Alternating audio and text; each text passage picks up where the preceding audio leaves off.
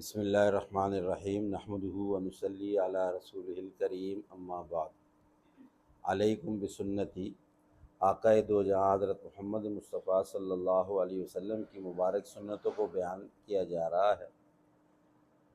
اس سے پہلے سونے کی ابتدائی سنتیں عرض کی تھیں، آج دوسرا حصہ عرض کرنا ہے۔ کچھ سنتیں آج انشاءاللہ عرض کریں گے۔ آج کی جو سنتیں ہیں، سونے سے پہلے جو رسول اللہ صلی اللہ علیہ وسلم کی مبارک سنتیں ہیں جو آپ کی مبارک احادیث سے ثابت ہیں، اس میں سب سے پہلے یہ ہے کہ سونے سے پہلے مسواک کر لینا، یہ سنت ہے۔ سونے سے پہلے اچھی طرح سے مسواک کر لی جائے۔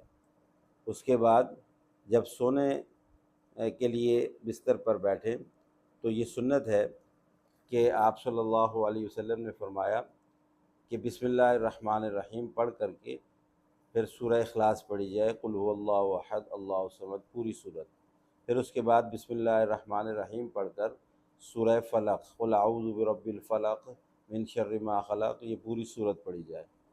پھر اس کے بعد بسم اللہ الرحمن الرحیم پڑھ کر کے سورہ ناس، قل اعوذ برب الناس ملک الناس الہ الناس، یہ تینوں صورتیں بسم اللہ کے ساتھ پڑھ کے یوں دونوں ہاتھ رکھ کر کے ان پر پھونک ماری جائے۔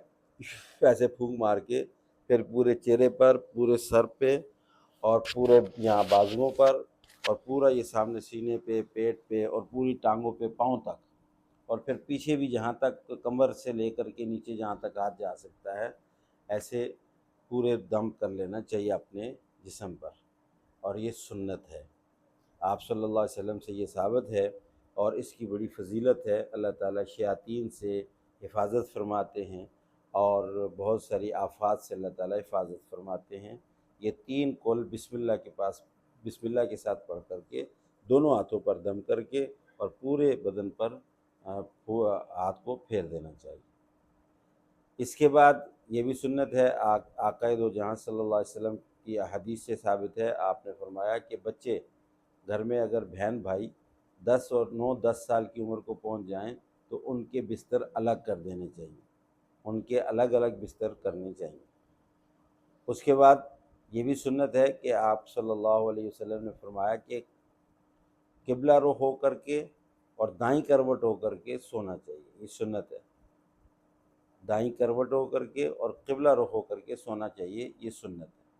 اسی طرح آپ صلی اللہ علیہ وسلم کی مبارک سنتوں میں سے یہ بھی ہے کہ آپ اپنا بستر خود بچھایا کرتے تھے، یعنی اپنا بستر خود بچھانا یہ سنت ہے۔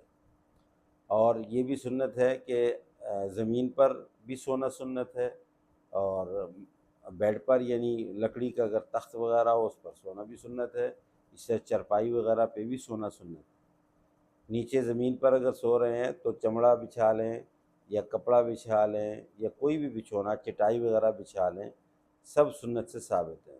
سنت کی نیت کر کے جو بھی چیز بچھا کر کے خواہ زمین پہ سویا جائے یا تخت پر سویا جائے یا بیڈ پر سویا جائے یا چارپائی پہ سویا جائے، سنت کی نیت کر کے سنت طریقے سے اگر سوئیں گے تو سنت کا ثواب ملے گا۔